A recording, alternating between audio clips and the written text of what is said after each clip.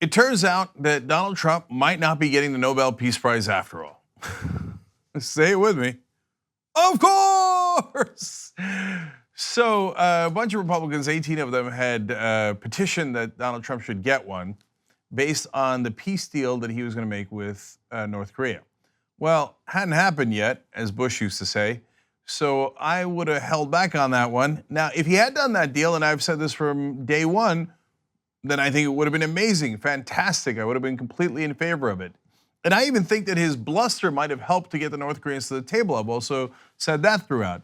But it turns out we're not even going to have the talks. At the very end of the story, there's a great little thing about how the Republicans had already started to do basically their end zone dance and celebrate. It turns out, yeah, you might want to put that celebration back. Anyway, here's Donald Trump announcing the end of the potential summit that was to never be. Based on the recent statement of North Korea, I have decided to terminate the planned summit in Singapore on June 12th. While many things can happen and a great opportunity lies ahead potentially, I believe that this is a tremendous setback for North Korea and indeed a setback for the world. I've spoken to General Mattis and the Joint Chiefs of Staff and our military, which is by far the most powerful anywhere in the world, that has been greatly enhanced recently, as you all know, is ready if necessary.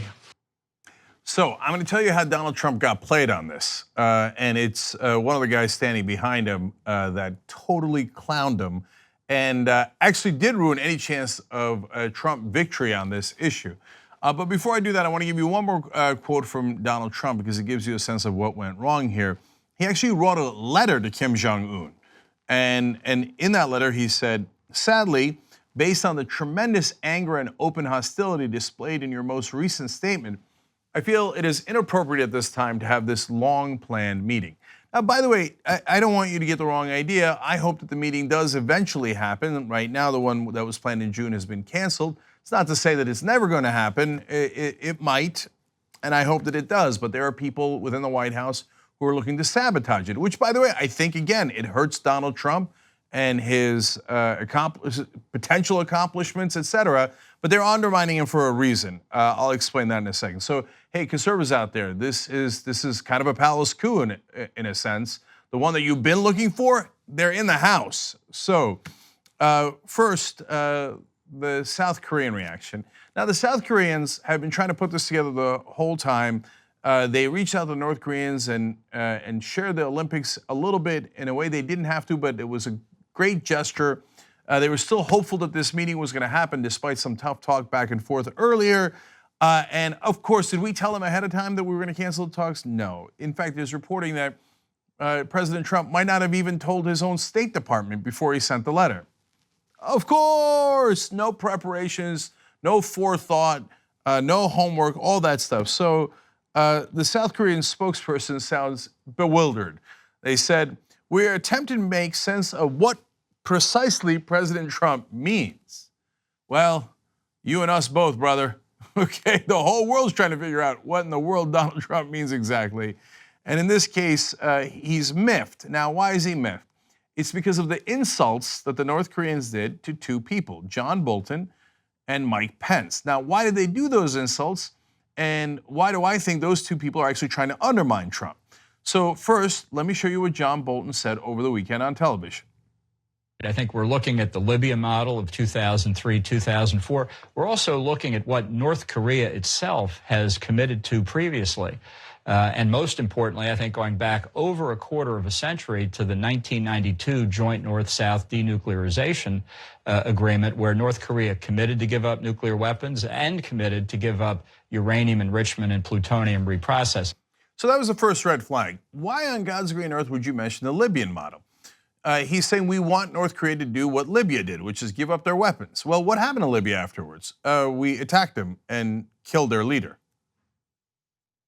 You would only mention that if you wanted to not only antagonize North Korea, but to remind them that we are actually not going to meet our end of the bargain.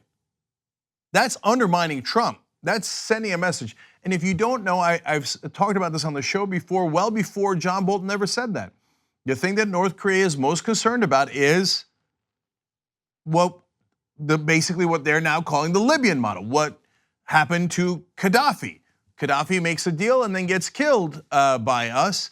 And Bolton knows that. Trump's stupid. He doesn't know anything, right? Never heard of it. When trying to explain the Libyan model a couple of days ago, it made a total mess of it. He has no idea what he's talking about. But Bolton does know what happened to the Libyans. Basically, he's telling the North Koreans, here I am, the national security advisor to the president.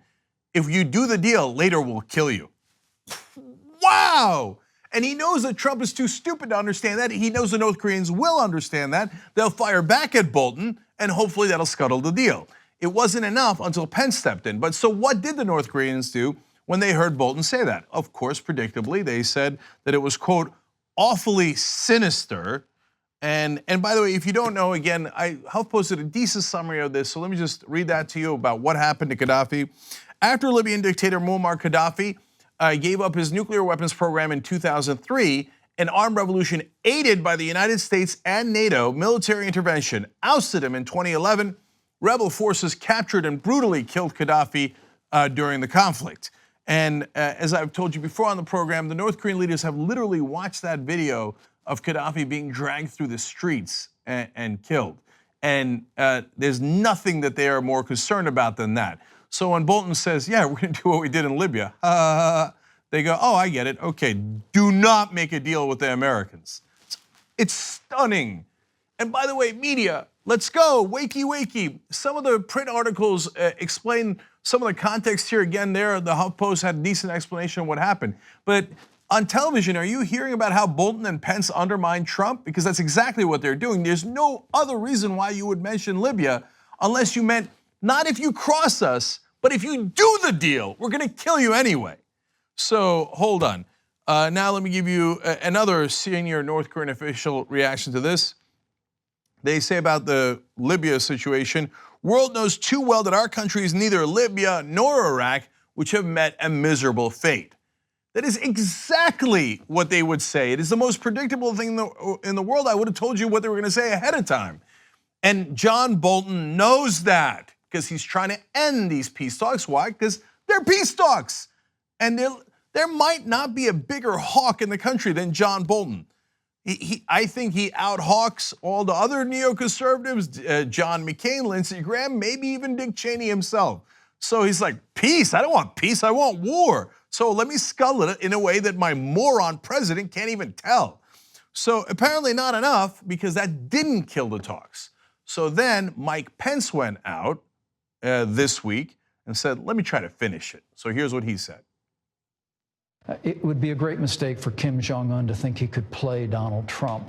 You know, there was some talk about the Libyan model last week. And, you know, as the president made clear, you know, this will only end like the Libyan model ended if Kim Jong-un doesn't make a deal. Some people saw that as a threat.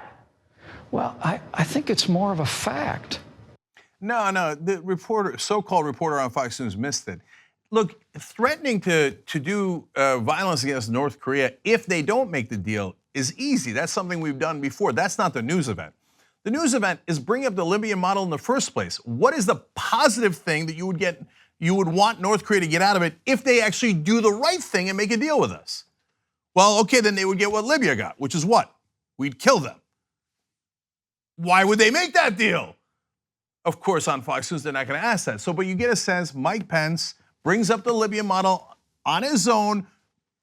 So he's working with John Bolton, he's working with the neoconservatives. By the way, the people who voted for Donald Trump, you liked it when he said the Iraq war was a bad idea. You liked it when he said that we did too much intervention, right? Well, that Trump's instinct in this case is still the same, but his own administration is undermining him. And they know that if the North Koreans then insult Pence, which you know they're going to, that's gonna bother Trump. He says, oh, that's not respectful, it's not the right thing to do. I like Mikey, why'd they say that about Mikey, right? And of course, that's exactly what happened. So North Korean Vice Minister of Foreign Affairs comes out and says, as a person involved in US affairs, I cannot suppress my surprise at such ignorant and stupid remarks gushing out from the mouth of the US Vice President. Okay, that'll do it. But you know the North Koreans, they're not done yet. So went on to call Pence, quote, a political dummy. So now we're back to basics. Now North Korea, after we canceled the talks, and it goes back and forth, both sides threatening all throughout as soon as the Libyan model was introduced into the conversation by the neoconservatives in the Trump administration. So North Korea's senior envoy for U.S. affairs says, we're going to make the U.S. taste an appalling tragedy it has neither experienced nor even imagined. Great, we're back to more war. Bolton wins, Mike Pence wins. And by the way, if you're a Donald Trump supporter, you lose. If you're a progressive, you lose. Yes, this is one issue where we agree, actually. If you're a reasonable human being who favors peace instead of carnage, that in the case of the Korean Peninsula might cost literally, and it's not anywhere near a hyperbole, it might cost millions of lives. Just in conventional weapons, the North Koreans have so many, and they could launch it on South Korea and kill millions fairly quickly, let alone what we would do to North Korea. So the Hawks must be thrilled. The rest of us are in bad shape because I wanted this to work out for Trump because it would have worked out for America and the world. So finally, I mentioned to you earlier that they were doing a little bit premature celebration, the Republicans were, about how this deal was, they hadn't even had the summit, but they were treating it like the deal was already done, right? You know, Nobel Peace Prize talk, et cetera. There was one other thing that they did. Wall Street Journal explains, in a sign of raised expectations for the summit, the White House Communications Agency earlier this week unveiled a commemorative coin to mark the coming summit between Mr. Trump and Mr. Kim. Oops. We can call that coin the Leon Lett coin. You didn't think that maybe this volatile situation might not end well and they might not even have the summit? And so you thought, well, we got this. He's got the art of the deal. Let's already print the coins celebrating the summit and how wonderful it was. Morons and monsters. That's what the Trump administration is filled with. 2 easy ways to follow the Young Turks. One is hit the subscribe button down below. Then you're a TYT subscriber. And second is ring the bell. And when you do that on YouTube, you're notified of our videos.